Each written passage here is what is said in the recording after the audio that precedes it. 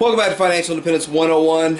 This is Mike, and I hope this is your place to go to get motivated and excited to make money, save money, invest money, become financially independent just like me. But today I want to talk about this new stimulus package, this new bill, and really how this shows the end of capitalism is coming. And it concerns me, but I'm going to talk about this bill. I'm going to talk about what's going on right now, share a lot of ideas. I'm going to discuss the stimulus package, corporate bailouts, and why no company in America, not even one, there's not one company that deserves a bailout. I'm going to talk about unemployment changes. I'm going to talk about governments buying bonds and possibly stocks, and how, well, of course, that should never happen under any circumstance, but it kind of is. And that is probably the scariest thing financially going on right now. Also, going to talk about Americans living paycheck to paycheck. I have a very specific message for you, and I really hope you listen to that. And that's what I have at the end, but all this is coming up.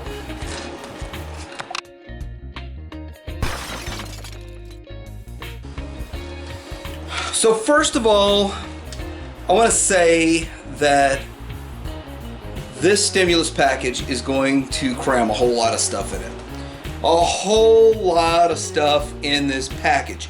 First thing is that there's going to be $2 trillion spent, taking the debt immediately from 23 and change, like 23.5 to 25.5, like that, in debt. That's almost 10% increase in our debt immediately. They also say there's 4 more trillion, so they'll take this to almost 30 trillion by the end of summer if they feel they need to, and I guarantee they feel they need to. 30 trillion in debt. I didn't think that we would see something like this, but okay. So they're using the coronavirus to do it. And I'm not happy about that. I don't like the amount of money that's getting spent. Now, well, let's break it down though. I do like that people are getting relief, but the same people that are requiring this whole stimulus package, I have a message for you at the end, so stay. I'm not going to get into that right now. I'm going to wait till the end. You're going to get $1,200 per person that makes less than $75,000 a year. So if you're a married couple, and let's say you're a married couple, you make $150. If one of you makes $125 and the other makes $20, you're still gonna get your $1,200 per person, plus $5 per kid. Now, I know people that have 7 kids, and we keep doing crap like this. I'm gonna have to have a whole video about this. But I would think after the first kid, you knew what made a kid, how children are made. I'll go as far as the second kid. So 2 kids, it takes 2 kids to figure out how you got pregnant. I know people personally that have 7, and they're gonna get $3,500 out of this. I really think that if you have 7 kids, you need to have, after the first or second, plan how you're gonna pay for them. I'm not paying for your kids. Well, guess what? I am not. I refuse to pay taxes. I'm not going to have work to make money. I'm not going to work that hard. It's ridiculous. But anyway, I'm not going to get into that in this video. But it's every kid is going to get the $500. Okay. Moving on. If you make over $75,000 or per person, and then kind of proportionally if you're married filing jointly, it's going to have like a point of diminishing returns. It's not very specified on that one, but basically you're going to get less. You're not going to get the $1,200. You might get $900 or $600 or $800 or $400 or $200. I don't know. But the reality is, if you make less than $100,000 or less than, I guess, less than $200 married filing jointly, then you would still get something. Okay. I listened to this up to the vote, and I started listening to some vote, and I said I'm gonna make my video, but they started voting on this. I'm sure it's gonna go through either tonight or tomorrow morning. But the thing I really noticed was a lot of the Democrats were talking about this universal income thing, this Andrew Yang, whatever, with his universal income. And I'm gonna make a whole other video on why universal income is bad. This is a one-time thing, kind of like Bush did back in the day, except it's not going to have to get paid back, is the way I see it. You actually took the hit on your taxes later on in the year from Bush's thing that he did. This is just handed out to you. But when you look at all of this, I want to say that I understand people have hard times. And I understand that even my wife isn't working right now. She's not making any money right now. I'm pushing her to file unemployment. See, if the system exists and I paid so much into this system over the last 24 years, I want to get a crumb back. File for that. We're going to talk about that here in just a little bit. So unemployment. We're going to slide into unemployment. Now they're going to increase your unemployment by $600 a week. So that's one of the things that they wanted to put in this. And the Democrats fought to put this in there. And full disclosure, I am a Republican. I did vote for Trump. I don't agree with everything Trump does. And I actually agree with some of the things that Democrats do. I'm more in the middle than I realized. I thought it was a hard right conservative, but I'm finding with this package, I'm more in the middle. So maybe I'm learning more about myself with this. But the reality of this is, as close as I get to the middle, I still don't like socialism at all. So with the unemployment, $600 more a week, and the Democrats are pushing for this. And I like that in a way because the way I understand unemployment, because I've never gotten it, I've never filed for it, and I only fought against it as a manager for when employees were really lazy and got fired and did bad things and got fired, and I had to fight those cases. I won all but one. The problem is that they only get like 75% of their normal pay. So that's what I understand. I mean, I've never been on unemployment, so I really don't know. Maybe you can put it in the comments. Okay, so extending this, they're going to go out much longer. Instead of like 36 weeks, going to 48 weeks. I got to look that number up, but you're going to get it a whole lot longer. I don't think that the extension would really affect my wife and her situation, but I'm going to push her to get it. Of course, I haven't worked in almost 2 years, so it's not a deal to me. I mean, I'm financially independent. I don't have to work. I do what I do, and I live my life within my means, so it's not a big deal. So that's the whole unemployment situation. They've added more to it, and the Democrats fought for that, and I'm okay with it. They did talk. Heard Bernie Sanders talking about pushing back on it. Democrats pushed back on it, or Republicans pushed back on it, and Democrats fought for it. So, and then I also heard someone else talking. I should have taken his name down. That he wanted to turn all of this stuff into a universal income, and I don't like that. So, UBI, Universal Basic Income, and I don't like that. Now let's talk about corporate bailouts. Now, I am a capitalist at heart.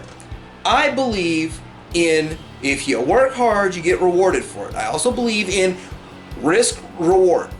The risk reward is at the heart of capitalism. So if you are to take $1,000 and put it in the bank in a CD that's FDIC insured, if you were to do that, then that's low risk, low reward. Now, if you're going to invest in the stock market, which is like, it's one step, these days, one step below going to the casino with your money.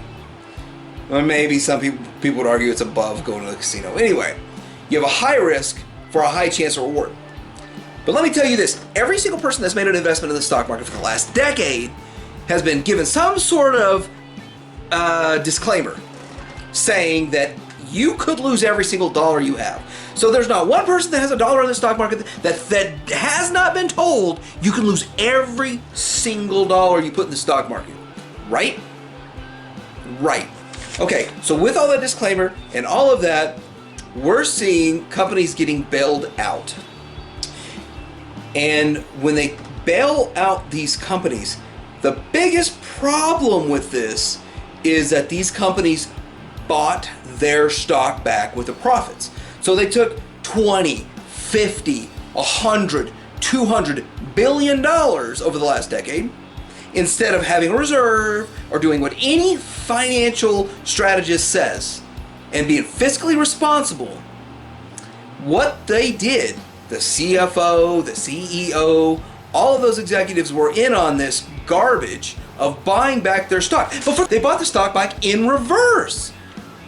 Everyone knows you buy low and sell high, but what they were doing was buying high, which is the opposite. That is upside down. That's a Titanic move. That is ridiculous. And it's been ridiculous, but it's been allowed. And okay, it's been allowed. So if it's been allowed, they should be allowed to fail. Every single one of these companies that mismanaged their company should fail. That's capitalism at work. That's risk versus reward. And if they don't fail, we're socialism. There's a distinct line. If they are allowed to continue operations when they can't manage it, let an adult take over the company. Let it fail. Someone that's an adult that understands money, economics, finance, in the business world will run a more efficient business. Far more efficient than all of these idiots that have been running these companies. You know what? Most of these people aren't even there anymore. They pumped, dumped, and got out with multi-billion-dollar severance packages. Well, that they created for themselves. So anyway, those companies should fail. They were allowed to do it. Let them fail. But they're going to lose all the jobs. More efficient people will come along and have twice the jobs. Well, twice the jobs. Unless we have a high minimum wage, then there'll be 10% of the jobs because you can only, the budget's the budget. If I'm only budget $10,000, the higher minimum wage is, the less people I can have. But we'll get into that in another topic. Looking also at these corporate bailouts, I wouldn't allocate $1 for it. Airlines. Do you think that if we let the airlines fail, if the airlines fell, would all of those airplanes that were owned by American Airlines and all these other airlines, would they just like shove them in the ocean and they'll be gone forever? No, they would be bought at pennies on the dollar by the next hottest company out there that's going to run it efficiently, and they're not going to mismanage their operation. And guess what? If they mismanage and they fail, another one will come along and another one will come along, and we let the system work. We let the free market capitalism work. See, everybody blames capitalism, talks trash about capitalism. It's not free market capitalism that's causing these problems. What's causing problems is the quote-unquote crony capitalism, and we're supporting it by not letting it fail. Now, I would have lost $27,000 in 2008, 2009 with GM, with my bonds, if they let GM fail. But I would have gotten some of that money back. See, they would have sold off all of the assets and then paid out me, the lender, but I never got paid out. In fact, the government changed all of the rules for all of the entire bond market forever, and I got a small fraction of my bonds value in worthless stock, which is now becoming more worthless, and I haven't sold it simply because I have $27,000 that's worth like $3,000. I'm just looking at it and I'm thinking, I'm going to remember never invest in the bond market again. Never. The U.S. bond market is gone. Guess what? The government's buying bonds because the bond market is gone. Who trusts it? I don't trust it. I am a fixed income investor. I am 95% fixed income investing, and bonds, corporate bonds in the United States of America are off my list because of how GM bonds were handled. I'll never buy another corporate bond ever. Not even if Walmart put out a corporate bond. I wouldn't buy that.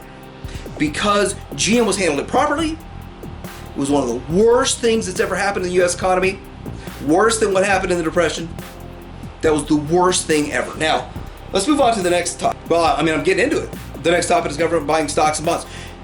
The government has absolutely no business of doing what's called nationalization of U.S. companies. Nationalization of U.S. companies, I can expect that in North Korea. All right? Yeah, okay. Kim Jong owns every single company. I can see that. So, we're going to own every company? Every one of these companies is going to be owned 70%, 90%? They did it in Japan. Why are we doing this? This makes no sense. It sure doesn't make dollars. So we're buying the corporate bonds and ETFs and stocks, basically, of these companies to falsely prop it up for a small amount of time.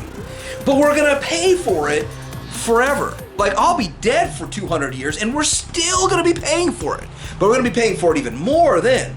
Because then we'll be looking at, if you ever heard of a yen, how much money is a yen? We're going to be paying for it through this inflation. And if you look at a yen, and it takes what, 100 yen per dollar. The yen per dollar, they'll be the same. 1-to-1 if we keep this up. This is ridiculous. It's nonsense. The government has no business buying any stock in any company. We're falsely propping up the stock market. And you know what? The average person goes, oh, we're up 2,000 in the Dow today. It's coming back. No. It cost us 2 decades of income for the country to get one day up $2,000, 2,000 points on the Dow. This is so radical and so crazy. I mean, I'm scared to the point that I'm a fixed income investor with cash on the sidelines, and I'm afraid. I know the stock market. I mean, the Dow, I'm planning to buy in when the Dow's around 4,000. 18,000 is ridiculous. 4,000? Maybe. But I still could lose half of that. It could go to 2. These are crazy times, man. Crazy times. But I want to wrap this up, and I want to talk about all of you Americans out there. Every American that's sitting out there living paycheck to paycheck saying, thank God the government's giving me $1,200. I'm not going to lie to you. I'm taking my $1,200. My wife's going to take her $1,200. I'm going to get my $500 per my 2 kids because I learned how kids are made and took care of that situation. I don't have 7 kids. Sorry for those of you who do. But I'm also going to make my wife, I'm going to pester my wife every day till she files for unemployment.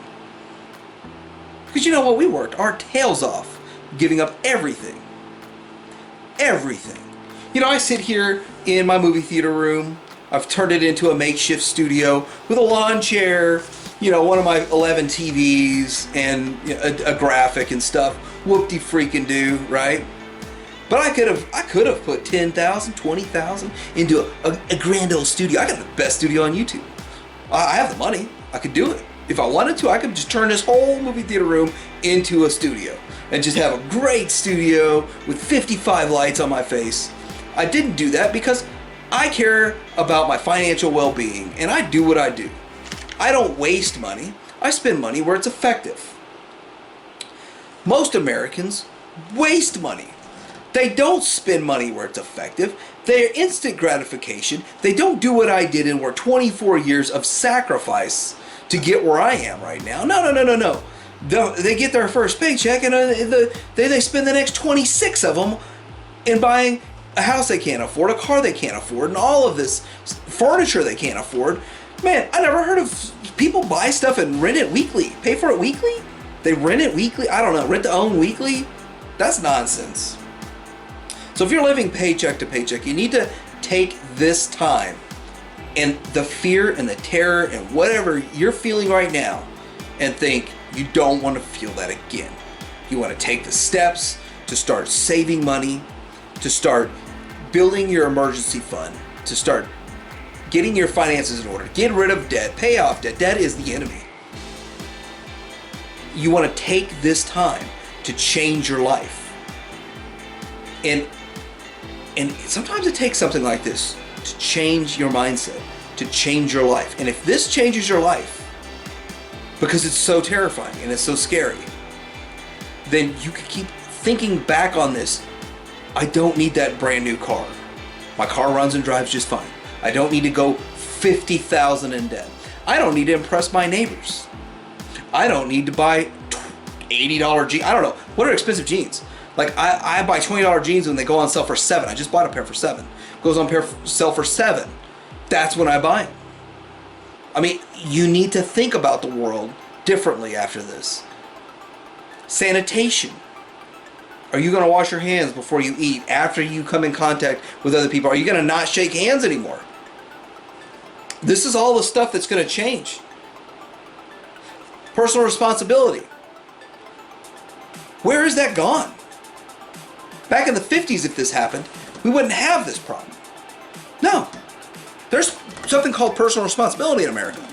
It wouldn't be over half of Americans are out of work for 2 months and it's the end of the world. They're going to lose their house or car and they can't pay anything.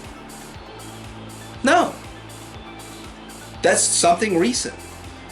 And that's lack of personal responsibility. I made a whole video about it. I felt that was too harsh in that video and I made it hidden. because I felt it was just too negative. I might bring that one back up. So hopefully out of all of this, we don't completely end capitalism. I don't want to see it end. I want to see people change. I want to see people be fiscally responsible.